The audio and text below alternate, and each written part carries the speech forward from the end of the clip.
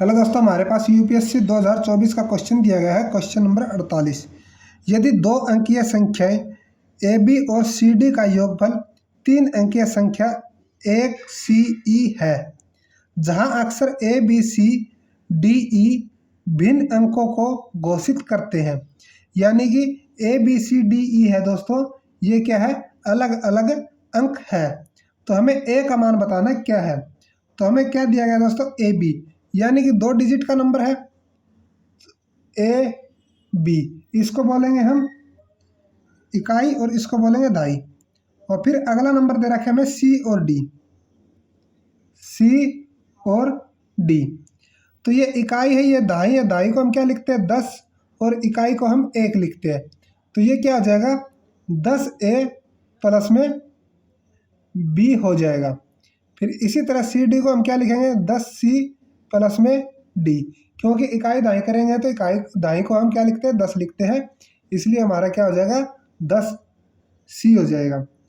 अब कह रहा है इन दोनों को जोड़ते हैं ना, तो हमारे को क्या मिलता है, हमारे को मिलता है 1CE, ये मिलता है, यानी कि 3 अंकों की संख्या मिलती है, इकाई दाई सैकड़ा।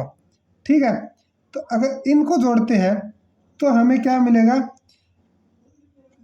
अब ये लिखा है इसने, ये प्राप्त होता है। तो इनको जोड़ने पर हमें क्या मिलना चाहिए, जैसे ये इकाई दाई सैकड़ा है तो सैकड़ा के स्थान पर सैकड़ा आएगा, प्लस में दाई के स्थान पर 10C आएगा, प्लस में ई सिंगल है तो ई सिंगल ही आएगा। ये चीज़ हमें प्राप्त होनी चाहिए। ठीक है, तो अब मैं लिखता हूँ इनको सही स्टेटमेंट में, यानी कि इनको जोड़ेंगे 10A प्लस में B प्लस में 10C प्लस में D किसके बराबर होने चाहिए, इसके बराबर, यानी कि 100 प्लस में 10C प्लस में E। अब यहाँ पर देखेंगे 10C से 10C कैंसिल हो जाए क्योंकि इक्वल के अंदर है।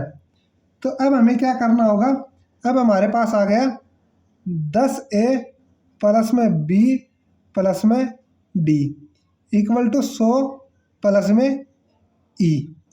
ठीक है दोस्तों, अब ये क्या क्वेश्चन में क्या दिया गया, इनके मान भिन्न भिन्न है। ठीक है, हम मान लेते हैं भिन्न भिन्न है। तो हमें यह भी पता है जो डिजिट होती है, अंक होते हैं मैथ में, वो 0 से लेकर 9 तक होते हैं। ठीक है, हम क्या करेंगे, इनके अंदर तीनों का ए बी सी का मैक्सिमम मान लेकर देखते हैं कि यहाँ पर 100 प्लस ई, यानी 100 से बड़ा नंबर आना चाहिए। यहाँ ई का कुछ ना कुछ मान होगा, चाहे वो 1 हो चाहे 2 हो। तो हमारे पास मान क्या आना चाहिए, 100 से फालतू आना चाहिए, तभी हमारे पास ये वैल्यू फिट बैठेगी। तो हम क्या कर लेते हैं, तो सबसे पहले हम ए का मान 10 पुट करते हैं। तो यहाँ पर क्या हो जाएगा, ए का मान 10 पुट करेंगे, 10 गुणा में 10। बी का मान हम 9 पुट कर लेते हैं और डी का मान हम 7 पुट कर लेते हैं। ठीक है, यहाँ पर दोस्तों 10 पुट नहीं कर सकते क्योंकि सिंगल डिजिट बोला है इसने, भिन्न भिन्न अंकों को घोषित करता है, डबल डिजिट है। तो मैं यहाँ पर 9 ले लेता हूँ, यहाँ पर 8 हो जाएगा और इधर 7 हो जाएगा। ठीक है, तो ये क्या हो जाएगा, और इधर हमारे पास क्या है, 10 प्लस में ई है।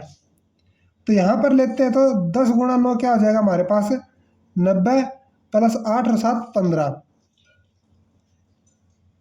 इधर हो जाएगा 100 प्लस में ई, यानी कि इनका मान क्या आ गया, टोटल करने पर 105 बराबर में 100 प्लस में ई, यानी कि 105 आ गया, 100 प्लस में ई है तो इधर भी क्या आएगा, 105 आएगा। 105 कैसे आएगा, जब हम ई का मान 5 रखेंगे तभी हमारे पास 105 आएगा।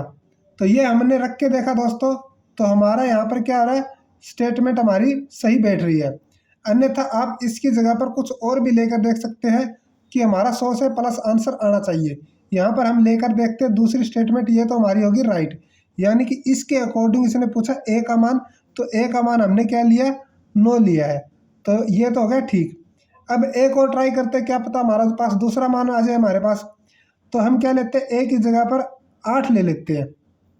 तो 8 लेंगे, 10 गुणा में 8 हो जाएगा, और बी की जगह पर 9 ले लेते हैं, प्लस में 9, और डी की जगह पर 7 ले लेते हैं, प्लस में 7। ये क्या हो जाएगा, 10 8 80 और 9 और 7 16 प्लस में 16। 80 और 16 कितने होते हैं दोस्तों? 96 होते हैं, जो कि हमारे क्या 100 से प्लस मान नहीं आया, तो इसलिए क्या हो जाएगा, ये हमारा गलत हो जाएगा और ऊपर वाला हमारा ठीक है। तो इसने पूछा है ए का मान क्या होगा? ए का मान होगा दोस्तों 9। यही क्या हमारा answer, option number A is right. इसी तरह की शॉर्ट ट्रिक वीडियो देखने के लिए चैनल को लाइक शेयर सब्सक्राइब करना मत भूलिए, ताकि आने वाली वीडियो का नोटिफिकेशन आपको जल्द से जल्द प्राप्त हो सके।